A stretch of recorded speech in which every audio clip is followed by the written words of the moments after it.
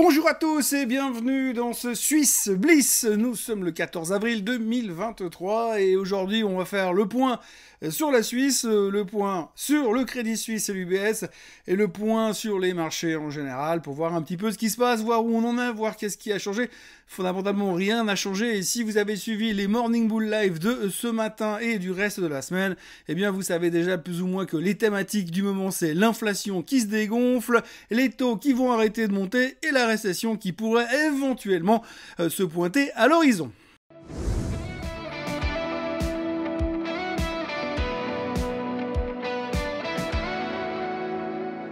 Donc oui, point de situation, eh bien, semaine écourtée en Suisse tout d'abord, puisque lundi c'était le lundi de Pâques, donc fermé, et donc on a attaqué la journée le mardi. On a eu une journée où on a eu, une semaine plutôt, où on a eu quand même pas mal de détachements de dividendes, puisqu'on a eu, on le verra, on en reparlera tout à l'heure, mais on a eu des boîtes comme Zurich, comme Swiss Re qui ont détaché, et plein d'autres, ce qui fait que, eh bien, on a eu 2-3 variations à l'intérieur de l'indice, mais l'un dans l'autre, ça se passe plutôt pas mal, hein, comme un peu à l'image du reste du monde. Aujourd'hui, on est vraiment concentré sur le fait que le CPI américain est en train de ralentir, on l'a vu en début de semaine. Tout le monde n'est pas d'accord parce qu'à l'intérieur du CPI, il y a quand même 2-3 choses qui montrent que ça monte quand même. On a vu aussi que le PPI ralentissait hier aux États-Unis, c'est encore une bonne nouvelle.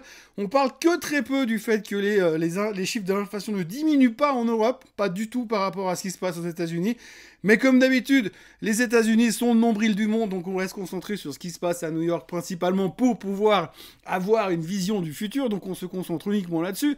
La question qu'on peut se poser au niveau de l'inflation, c'est oui, en Suisse ça va bien, on a de la chance, c'est formidable, tout est fantastique.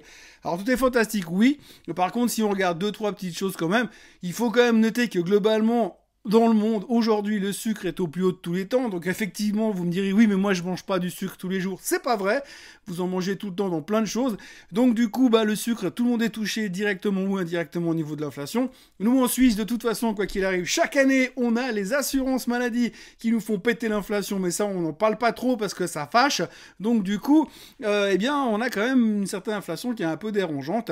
Et ça s'entend de plus en plus, même si les chiffres bruts sont moins impressionnants que ce qu'on peut voir chez nos voisins français ou ailleurs, à l'étranger. Donc du coup, on a une semaine où on se rassure par rapport à l'inflation, où on se dit, vu que l'inflation est en train d'être vaincue, eh bien la logique voudrait qu'à terme, effectivement, ils vont commencer à arrêter de monter les taux, donc c'est vraiment le scénario du moment. Là, à l'heure où je vous parle, vendredi matin, 14 avril, tout le monde est plus ou moins convaincu que les taux, eh bien, ils vont arrêter de monter. On aura peut-être encore une dernière hausse début mai, mais après, ça sera terminé. En tout cas, pour ce qui est des États-Unis, ce n'est pas du tout le cas du côté de la BCE. Et on ne sait pas trop ce que la BNS va faire. Il faut dire que la BNS, pour l'instant, elle a bien d'autres problèmes, puisque cette semaine, il y a eu un désaveu massif au niveau de l'espèce de takeover du Crédit Suisse qui a été mis en place par nos autorités, par notre triplette magique fédérale, BNS, FINMA et Conseil fédéral. On y reviendra un petit peu tout à l'heure. Et puis, grosso modo, on voit que les marchés vont relativement bien, même si, encore une fois, comme je le disais ce matin dans le Morning Bull live de tout à l'heure, eh bien, il y a quand même beaucoup de gens qui sont extrêmement méfiants, et ça revient régulièrement, avec beaucoup de négativisme. J'en parlais de cette semaine, il y a un malade mental qui est venu parler d'une baisse de 92% sur le Nasdaq qui va venir d'ici le mois de juin. La bonne nouvelle, c'est qu'on n'a pas beaucoup de temps à attendre. On a Monsieur Roubini qui vient tous les quarts d'heure nous dire que c'est la fin du monde. Ça, on a l'habitude, plus personne ne l'écoute depuis longtemps. À côté de ça, vous avez toutes les banques d'affaires, quasiment sans exception, qui ont une vision extrêmement négative des prochains mois, parce qu'effectivement, pendant que nous, on se concentre sur le fait que l'inflation, ça va mieux, les taux vont arrêter de monter, eh bien l'inflation, elle arrive en galopant. Il y a aussi un truc qui dérange depuis quelques jours quand même de manière assez conséquente, eh bien c'est la problématique du pétrole. Alors le pétrole, vous l'avez vu, vous vous en souvenez il y a 2 semaines, ils ont annoncé qu'ils allaient couper la production pétrolière de l'ordre de 1 million de barils par jour, ce qui fait que quand même ça fait mal, donc ça a fait monter le baril. Depuis, le baril a pris quand même quasiment $10 plus ou moins depuis les plus bas, donc ça fait quand même une performance assez spectaculaire sur le baril brut. Pour l'instant, tous les chiffres qui sont sortis, tous les chiffres économiques que l'on voit sont pas calculé avec l'augmentation du baril. Donc il faudra quand même s'attendre à 2-3 corrections spectaculaires pour les chiffres du mois d'avril qui sortiront bien sûr au mois de mai, mais ça sera après la Fed. Donc de toute façon on s'en fout, puisqu'aujourd'hui on a le regard directement fixé sur la Fed, c'est notre préoccupation principale, la Fed bien sûr, et les publications trimestrielles qui commencent à partir de maintenant tout de suite, puisque tout à l'heure, à l'heure où je publierai cette vidéo, eh bien on sera en pleine publication des chiffres trimestriels des grosses bancaires américaines. Et puis ensuite, ça va commencer à délivrer sur la tech dans les 10 jours à venir. Et donc, c'est là qu'on va commencer à rigoler. Parce que quand on voit la performance des marchés technologiques ces derniers temps, eh bien, il ne faudra pas décevoir. Il ne faudra pas décevoir parce qu'à la moindre déception, je pense qu'il y aura 2-3 prises de profit qui pourraient être spectaculaires. Mais encore une fois, et on le verra sur les analyses graphiques de tout à l'heure, sur la photo graphique, on va dire, que ça continue à aller plutôt pas mal et que c'est plutôt encourageant.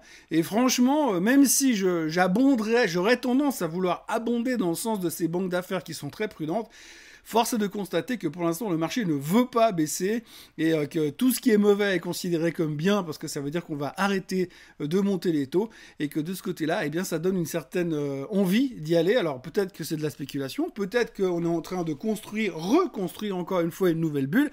Mais toujours est-il que l'un dans l'autre, eh bien, ça va plutôt pas mal et les performances sont plutôt satisfaisantes sur cette semaine. Et ça, malgré le pétrole qui va commencer quand même à nous faire 2-3 soucis. Même si de plus en plus de monde est conscient que les taux vont commencer à baisser. Donc on est un peu, encore une fois, je le disais cette semaine, je me répète parfois, je sais, on est en train de faire un grand écart entre l'inflation et la récession. Pour l'instant, la récession, on ne veut pas trop en parler. En tout cas, on en parle un tout petit peu, mais alors on n'en a pas peur du tout pour le moment. Mais je dis bien pour le moment. Et c'est pas dit que l'on continue à fonctionner comme ça encore très longtemps. On attaque avec la performance des assets class cette semaine. Alors bien évidemment, aujourd'hui, cette semaine, le gros vainqueur, c'est le Bitcoin qui a donc passé les 30 000 $. Tout le monde est chaud bouillant sur le Bitcoin. Si vous regardez un petit peu, et là encore, j'ai pas l'Ether, mais l'Ether a reparti les 2000 aussi, sauf erreur. Donc tout le monde est super chaud sur les crypto-monnaies de nouveau. Ça revient, hein. Ça revient à la mode. La cassure du Bitcoin aurait été importante. Alors est-ce que cette cassure du Bitcoin a été induite par le fait que les gens cherchent des moyens de se planquer dans d'autres classes d'assets que les actions classiques? Parce qu'on vient de sortir de cette crise des bancaires qui fait de toute façon toujours un peu peur. On voit quand même que si on regarde les sondages qui ont été faits ces derniers temps, on a une perte de confiance massive en le système bancaire. Alors est-ce que les gens sont en train de chercher des alternatives? Ceci expliquerait peut-être cela. Autrement, on notera que l'argent repart, l'or continue sa performance puisqu'on est toujours bien installé au-dessus des 2000 et techniquement on va aller au plus haut historique sur l'or, c'est une quasi-certitude. Après vous avez l'Italie qui prend 1,8% et puis vous avez le pétrole qui prend quand même 1,7% sur la semaine et ensuite les indices américains qui se comportent relativement bien même si le Nasdaq est un peu en retrait parce qu'on sent qu'à la moindre contrariété, eh bien, on vend les technos en premier, vu la performance qu'elles ont déjà affichée. On verra sur les graphiques tout à l'heure que le Nasdaq a déjà pris quasiment 25% depuis les plus bas, et donc on est clairement rentré en bull market. Et puis autrement, on a en queue de peloton, j'ai envie de dire, on a la Suisse qui nous fait un 0,46% en cette semaine, là, en cette fin de semaine, et puis la Chine et Hong Kong qui ne font pas grand-chose, et le Philadelphia Semiconductor qui ne fait quasi rien. J'aimerais encore citer le Nikkei qui reprend 3,5% sur la semaine. Il faut dire qu'il y a eu pas mal de commentaires positifs, surtout du côté de monsieur Warren Buffett, et j'en ai déjà parlé cette semaine dans mes commentaires.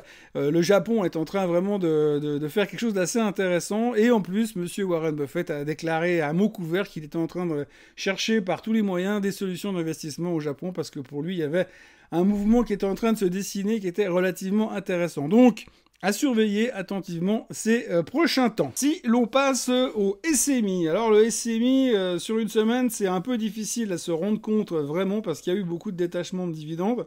Je vais y revenir juste après ça.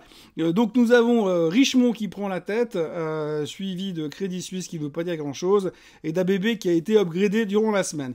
Il faut dire qu'il ne s'est pas passé grand chose à l'intérieur du SMI, si ce n'est les histoires du Conseil fédéral et du Palais fédéral à Berne plutôt, on en reparlera aussi tout à l'heure, mais grosso modo il ne s'est pas passé grand chose si ce n'est ces détachements de dividendes, et Richemont, Richemont remporte le pompon puisque tout le secteur du luxe est de nouveau en pleine euphorie, j'ai envie de dire, avec les bons chiffres de LVMH qui ont été publiés cette semaine. On est rassuré sur le fait que même si on ne voit pas tant de Chinois que ça dans la rue, dans les magasins de luxe, ils continuent à importer comme des malades tout ce qui peut ressembler à quelque chose qui brille ou qui fait un petit peu classe. Donc du coup, c'est Richemont qui prend la tête cette semaine et c'est Zurich qui est en queue de peloton. Zurich qui a d'ailleurs détaché son dividende. Si vous regardez les dividendes qui ont été détachés cette semaine, dans les noms qui comptent, vous avez PSP Property qui a détaché son dividende, vous avez Straumann qui a détaché son dividende, vous avez UBS qui a payé son dividende, vous avez donc Zurich qui a payé son dividende, Zurich qui paye quand même du 6% de rendement, il faut pas l'oublier, et puis en fin de semaine, on a eu Swiss Re qui a également détaché son dividende et qui offre un rendement de 6,16%. Alors forcément, il y a eu des gros starts, on va dire, sur les graphiques, mais l'un dans l'autre, ça devrait offrir des opportunités d'achat sur le long terme pour ceux qui veulent jouer la thématique du dividende. Les dividendes toujours, mes semaines à venir. Donc là, on part de la semaine du 17 avril. C'est Julius Baer qui va ouvrir les feux en début de semaine avec un rendement qui est quand même correct aussi à 4,6%. Attention, donc lundi matin, il y aura un détachement qui sera affiché. Il faut vous attendre à voir le titre en baisse. Adecco paiera également un dividende spectaculaire, comme vous le voyez, hein. Assez monstrueux quand même. Et puis, il y aura également sur la fin de semaine, vous aurez Geberit et Georg Fischer ou encore Sulzer qui paieront leurs dividendes. Donc, il faut pas oublier de jeter un œil sur ce genre de tableau que vous retrouvez assez facilement sur différents sites internet qui vous permettent de voir un petit peu pourquoi tout d'un coup vous avez des titres qui décalent de 6% ou de 7% à l'ouverture sans aucune nouvelle spécifique. C'est simplement l'histoire éternelle des détachements de dividendes. Passons maintenant à l'aspect technique des choses. On commencera donc tout de suite avec le SMI. Alors comme vous le voyez, le SMI, depuis l'affaire Crédit Suisse UBS, eh bien, on est en train de remonter à toute vitesse. On est venu chercher les 10 500, c'était presque un cas d'école, juste parce qu'on aime bien les chiffres ronds. Et puis depuis, on n'arrête pas de monter. On a repris quasiment 800 points sur le SMI. Et si on clôturait encore ce soir dans une configuration optimiste en dessus, on va dire des niveaux des 11 300, eh bien ça voudrait dire qu'on s'ouvrirait la porte pour aller chercher bien plus haut, et le target évident me semblerait, en tous les cas comme ça, vite signalé, je dirais qu'on pourrait aller rechercher cette tendance, ce canal haussier qu'on a ici, en venant de réintégrer au niveau des 11 600. Alors si on remonte jusque là, autant vous dire qu'on a de la place pour déclencher quelque chose. Alors le problème dans tout ça, c'est que finalement, dans ce marché aujourd'hui dans lequel nous sommes, comme je vous l'ai dit tout à l'heure, il y a beaucoup de gens qui ont de la peine à croire qu'on peut monter beaucoup plus haut. Mais pourtant, ça continue de pousser très fort. Si on reste un peu en Europe aujourd'hui, on verra que le CAC 40 a cassé finalement. J'en ai parlé plusieurs fois durant la semaine dans le Morning Bull. Hein, on avait cette résistance assez impressionnante dans la zone des 7400. On a tapé une fois, on a tapé 2 fois, 3 fois dans toute cette zone-là. On est revenu, on a hésité plusieurs jours. Plusieurs fois cette semaine, on a cassé, terminé en dessous et repassé en dessus. Finalement, hier, grâce à LVMH, on est passé en dessus. Le CAC 40 est en train de tester le niveau des 7500 qui n'est pas vraiment un niveau. C'est plutôt une résistance là aussi avec des chiffres ronds psychologiques. Autant vous dire que si on s'établit au-dessus des 7500 sur le CAC, tout le monde va commencer à parler d'aller chercher les 8000. Et comme personne n'est vraiment dedans, enfin on a l'impression que personne n'est vraiment dedans, il pourrait y avoir aussi des accélérations. Et c'est ça le problème aujourd'hui, c'est que les fondamentaux nous laissent supposer qu'on peut vraiment avoir un marché qui pourrait démarrer sans qu'on comprenne vraiment pourquoi, et que tout d'un coup on se retrouve quasiment obligé de courir derrière. Le S&P 500 est toujours dans son canal haussier, comme vous le voyez. Hein. Alors nous, on va devoir, sur le S&P, la grande question, ce sera d'aller chercher ces niveaux-là, les 4200 plus ou moins sur le S&P, pour aller casser des hauts, les récents plus hauts. Et puis surtout, alors là où on va devoir aller chercher quelque chose d'assez important pour nous, ce sera d'aller rechercher les 20% de rebond depuis les plus bas. J'en ai parlé ce matin, encore une fois. Donc les plus bas du mois d'octobre, du 13 octobre, nous montent aujourd'hui. Si on va casser les derniers plus hauts, on sera à 19,7% de rendement. Et si on clôture en dessus des 4240, on sera à 21% de rendement depuis le mois d'octobre sur le S&P 500, ce qui veut dire la fin du bear market et le début d'un nouveau bull market sur le S&P 500.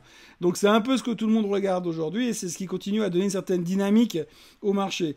Quand je vois un peu comment se comportent les stochastiques ici, j'ai encore quelques doutes. Par contre, si je vais jeter un œil sur le Nasdaq, Eh bien, je vois que clairement, on est en train de casser, de rebondir de nouveau. Donc, vous voyez, si on regarde très précisément ce qui s'est passé un peu ces derniers temps, on avait cette pseudo-résistance avec les anciens hauts qu'on avait fait au mois de février. On a hésité, on a cassé, on a démarré, on est revenu se chercher, tester l'ancienne résistance devenue support. Et à partir de là, le Nasdaq donne l'impression de vouloir repartir de manière assez impressionnante à la hausse. Et là aussi, on est revenu sur ces niveaux-là, ce qui est plutôt encourageant pour la suite. J'ai l'impression qu'on peut aller facilement et chercher les 13 720 sur le Nasdaq. Ça ferait encore 500 points de rebond, ça serait quand même assez spectaculaire. Mais aujourd'hui, malgré tout ce que l'on entend, malgré toutes ces mises en garde, où on nous dit qu'aujourd'hui, vous avez des titres comme Microsoft ou comme Apple qui prennent tellement de place dans les indices qu'il y a un danger potentiel, eh bien les gens continuent à acheter massivement. Là aussi, il faudra faire très attention avec les publications de résultats et qui viendront prochainement, parce que ça peut avoir une certaine influence si tout d'un coup il y a des déceptions. Imaginez une grosse déception chez Apple, on l'a vu cette semaine avec des mauvaises ventes de PC, ça pourrait faire quand même très mal. Il y a une chose que je suis obligé de vous montrer, parce que quand je regarde les graphiques, globalement tout a l'air d'aller pour le mieux et tout pointe en direction de plus haut. Il y en a un qu'il faudra surveiller, c'est bien évidemment le SOX. Alors le SOX, vous le savez, c'est un indicateur avancé. Si vous regardez, il a cassé avant tout le monde à la hausse et maintenant, il est revenu dans ce canal latéral. Alors ce qu'on n'aimerait pas voir, c'est qu'ils viennent les retester les 2820 sur le SOX. Ça, ce sera aussi dépendant des publications trimestrielles. Une grande partie du mouvement a été aussi induite par Intel qui aujourd'hui est beaucoup monté. Donc s'il déçoit vos résultats, ça peut aussi faire très mal.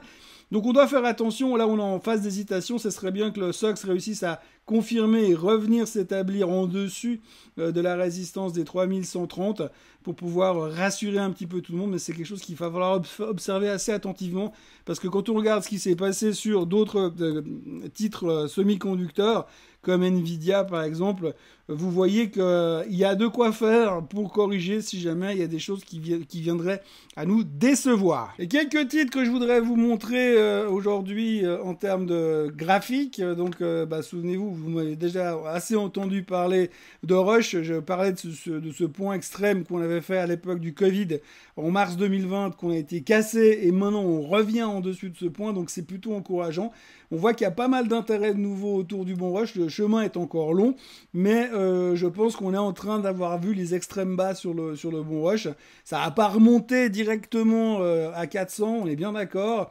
Mais en tous les cas, ça se construit et je pense qu'il faudra surveiller une nouvelle tendance haussière qui est en train de se construire sur le bon rush. C'est ce que j'espère depuis un moment. Puis globalement, dans ce que j'ai appris dans ma carrière, c'est que chaque fois que vous l'achetez sur faiblesse, si vous moyennez régulièrement, de toute façon, à la fin, c'est toujours les boules qui gagnent.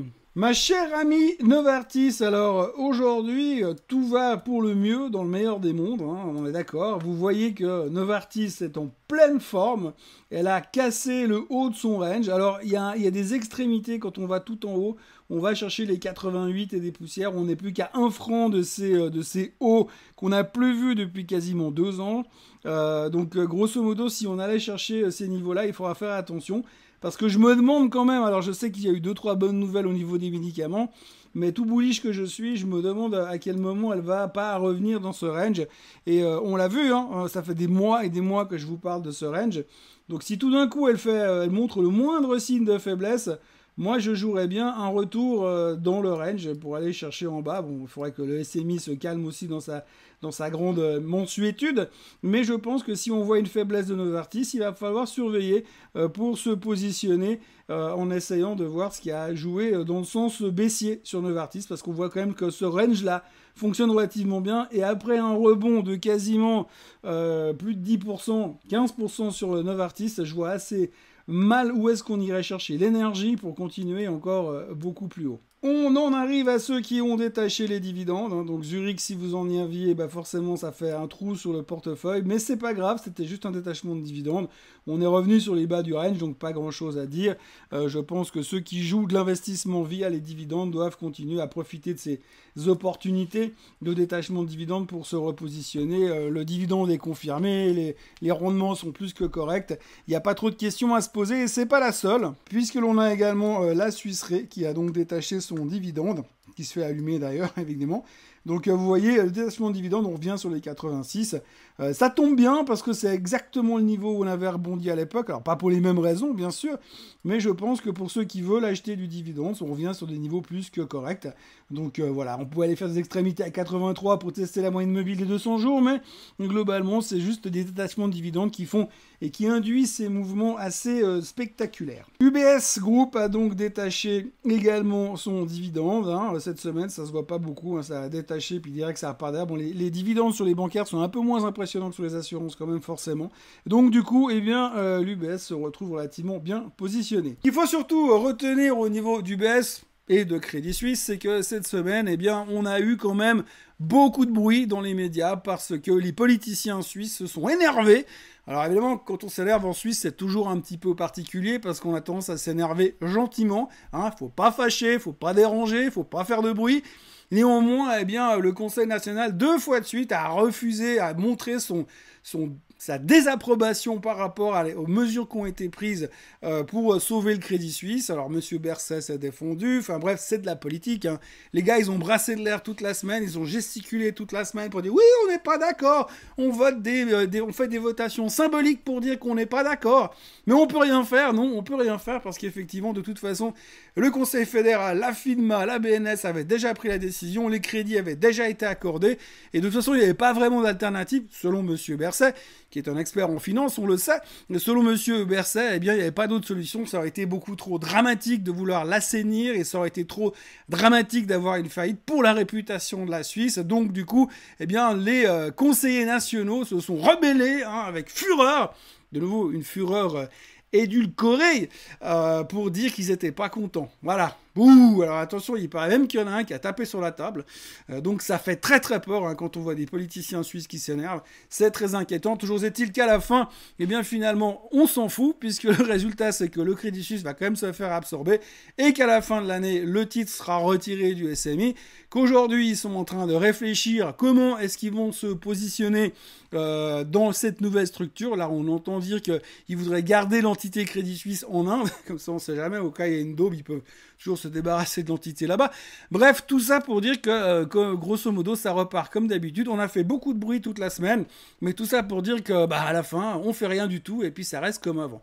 Donc, les gens sont globalement mécontents, les Suisses sont mécontents de ce qui s'est passé, les gens sont pas du tout satisfaits de la manière dont la crise a été gérée, mais à la fin, on s'en fout, parce que ça restera comme ça, et puis vous avez rien à dire de toute manière, et c'est comme ça que ça fonctionne. Alors on peut s'énerver, mais en silence, s'il vous plaît. Donc ce qu'il faut retenir aujourd'hui, c'est qu'on a une énorme banque systémique dorénavant en Suisse, et on verra ce que ça donnera à l'avenir, mais j'ai quand même l'impression qu'on risque de reparler pas de cette situation-là, mais qu'on risque de reparler de l'aspect systémique de l'UBS dans les années à venir. Ça, je lui fais largement confiance.